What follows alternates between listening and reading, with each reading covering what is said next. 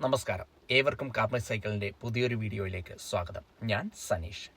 ഇത് ഒരു ജാതി ബോസ് സീരീസിലെ 4ാമത്തെ എപ്പിസോഡാണ്. ഒരു തുടർക്കഥയായതുകൊണ്ട് തന്നെ നിങ്ങൾ ആദ്യമായാണ് ഈ വീഡിയോ കാണുന്നതെങ്കിൽ ഇതിനു മുൻപുള്ള രസകരമായ എപ്പിസോഡുകൾ കണ്ടു കഴിഞ്ഞാൽ നിങ്ങൾക്ക് ഞാൻ മുന്നോട്ട് പറയുന്ന കാര്യങ്ങൾ കൃത്യമായി റിലേറ്റ് ചെയ്യാൻ സാധിക്കും. ഞാൻ അപ്ലോഡ് ചെയ്യുന്ന തുടർന്നുള്ള വീഡിയോകൾ കാണുവാൻ ഈ ചാനൽ സബ്സ്ക്രൈബ് ചെയ്ത് ബെൽ ബട്ടണും അമർത്തുക. അപ്പോൾ സംഭവത്തിലേക്ക് കടക്കാം. സാധാരണമായി മിക്കവാറും കമ്പനികളുടെയും ഹ്യൂമൻ റിസോഴ്സസ് ടീം വളരെ ചലഞ്ചിങ് ആയ അവസ്ഥാന്തരങ്ങളിലൂടെയായിരിക്കും അവരുടെ മാർച്ച്, ഏപ്രിൽ, മെയ് മാസങ്ങളിൽ കടന്നു പോവുക. കാരണം സ്ഥാപനത്തിലെ മുഴുവൻ എംപ്ലോയീസിൻ്റെയും സാലറി ഇൻക്രിമെൻ്റ് നടക്കുന്ന കാലമാണ് ഞാൻ പ്രതിപാദിച്ച ഈ മാസങ്ങൾ. എന്നാൽ മറ്റുള്ള സ്ഥാപനത്തിൽ ഇതൊരു ഡിപ്പാർട്ട്മെൻറ്റിൻ്റെ നോർമൽ ഇയർലി റുട്ടീൻ പോലെ കടന്നു പോകുമ്പോൾ ബോസ് HR ഡിപ്പാർട്ട്മെൻറ്റ് നിയന്ത്രിക്കുന്ന സ്ഥാപനത്തിൽ പ്രസ്തുത കാലയളവ് കടന്നു പോവുക നമ്മുടെയൊക്കെ നാട്ടിൽ അമ്പലങ്ങളിലെ ആറാട്ട് മഹോത്സവവും പള്ളിയിലെ പള്ളിപ്പെരുന്നാളും ഒക്കെ നടക്കും പോലെയാണ്. മൊത്തം വെടിയും പുകയും ഒച്ചയും അലമ്പും ബോസിൻ്റെ ഭരണിപ്പാട്ടും അങ്ങനെ ആകെ കൂടി ബഹളമയം. അങ്ങനെ ഒരു സാലറി ഇൻക്രിമെൻ്റ് കാലം. പല കമ്പനികളും സാലറി ഇൻക്രിമെൻറ്റിന് വേണ്ടി കൂടുതൽ ഫ്ലെക്സിബിളും പേഴ്സണലൈസ്ഡുമായ അപ്രോച്ചുകൾ സ്വീകരിക്കുമ്പോഴും കാലോചിതമായി അപ്ഡേറ്റ് ചെയ്യാൻ ഒരു താല്പര്യവുമില്ലാത്ത നമ്മുടെ ബോസ് ഇപ്പോഴും ഉപയോഗിക്കുന്നത് കാലഹരണപ്പെട്ട ബെൽ കർവ് മെത്തേഡാണ്. ഇതിനുവേണ്ടി ബോസിൻ്റെ ലൈഫ് പാർട്ട്ണർ വളരെ ബുദ്ധിപരമായി അവരുടെ കഴിവ് ഉപയോഗിച്ച് നിർമ്മിച്ചു കൊടുത്ത ഒരു മൈക്രോസോഫ്റ്റ് എക്സൽ ടൂൾ ഉണ്ട്. ചുരുക്കി പറഞ്ഞാൽ ഒരു പേജിൽ ആവശ്യമായ ഡീറ്റെയിൽസ് ഇൻപുട്ട് ചെയ്തു കൊടുത്താൽ അടുത്ത പേജിൽ വളരെ കൃത്യമായ ഔട്ട്പുട്ട് കിട്ടുന്ന രീതിയിൽ എക്സൽ ഫംഗ്ഷനുകളും മാക്രോയും ഉപയോഗിച്ച് നിർമ്മിച്ച ഒരു ടൂൾ. അതുപയോഗിച്ചാണ് ബോസിൻ്റെ കളി മുഴുവനും. ഇനി ലീഡർഷിപ്പ് ടീമിലെ ആരെങ്കിലും ഇതിൽ ഏതെങ്കിലും ലോജിക്കിൽ ഒരു ചേഞ്ച് ചെയ്യാൻ പറഞ്ഞാൽ ബോസിൻ്റെ മുഖം ടെൻഷൻ കൊണ്ട് നിറയും. ശേഷം ലീഡർഷിപ്പ് ടീമിനോട് ഒരു ഡയലോഗുണ്ട്: എൻ്റെ തല വർക്ക് ചെയ്യുന്നില്ല, ഞാനിത് കറക്റ്റ് ചെയ്തിട്ട് വരാം. പിന്നെ ബഹളമയമാണ്. ബോസ് റൂമിൽ കയറി വാതിലടക്കും. ആ സമയത്ത് ആ റൂമിലേക്ക് സബോർഡിനേറ്റിന് മാത്രമേ പ്രവേശനമുള്ളൂ. ശേഷം ബോസിൻ്റെ ലൈഫ് പാർട്ട്ണറിനെ വിളിച്ച് ആവശ്യമായ ചേഞ്ച് നിർദ്ദേശിക്കും. ബോസിൻ്റെ പാർട്ട്ണറിൻ്റെ അടുത്ത് ഈ വിവരങ്ങളെല്ലാം ഉള്ളത് കൊണ്ട് തന്നെ ആവശ്യമായ മോഡിഫിക്കേഷൻ വരുത്തി ഫയൽ ബോസിന് അയച്ചു നൽകും. വളരെ നൈസ് ഡീലിംഗ്. ബോസ് വീണ്ടും ഈ ഫയലുമായി ലീഡർഷിപ്പ് ടീമിന് മുന്നിൽ ചെന്ന് പ്രഹസനം തുടരും. ചുരുക്കി പറഞ്ഞാൽ ബോസിൻ്റെ കമ്പനിയിലെ ടീം മെമ്പറിന് പോലും ഷെയർ ചെയ്യാൻ മടിക്കുന്ന ഏകദേശം 5000-ഓളം എംപ്ലോയീസിൻ്റെ സാലറിയും പേഴ്സണൽ ഇൻഫർമേഷനും അടങ്ങുന്ന ഡാറ്റ ബോസിൻ്റെ മറ്റൊരു സ്ഥാപനത്തിൽ ജോലി ചെയ്യുന്ന ലൈഫ് പാർട്ട്ണറിൻ്റെ കയ്യിൽ വളരെ സുരക്ഷിതമാണ് എന്നർത്ഥം. സാലറി ഇൻക്രിമെൻ്റ് പ്രോസസ്സ് സ്റ്റാർട്ട് ചെയ്താൽ പിന്നെ ഞങ്ങൾ ടീം മെമ്പേഴ്സിന് മൊത്തത്തിൽ ഒരു ഐസൊലേഷൻ എഫക്റ്റാണ്. പ്രത്യേകിച്ച് പണിയൊന്നുമില്ലെങ്കിൽ പോലും കാലത്ത് 7 മണി മുതൽ രാത്രി 12-1 മണി വരെ ഞങ്ങളെല്ലാം ഓഫീസിൽ കഴിച്ചുകൂട്ടണം.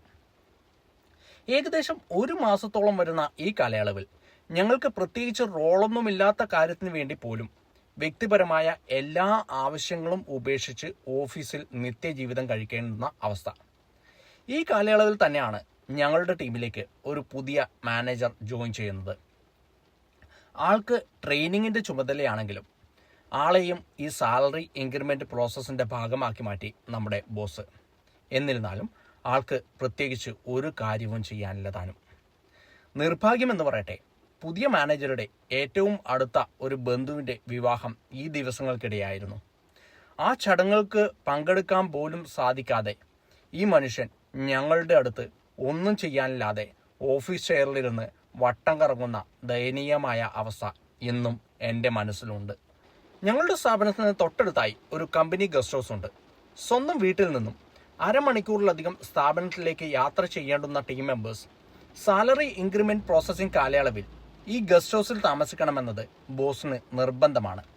അങ്ങനെ പ്രോസസ്സിംഗ് കൊടുമ്പിരിക്കൊണ്ടിരിക്കുന്ന സമയം ഞങ്ങളുടെ ഒരു ടീം മെമ്പർ നമ്മുടെ ബോസിൻ്റെ ലാപ്ടോപ്പിലാണ് ഈ ഫയൽ വർക്ക് ചെയ്യുന്നുള്ളൂ.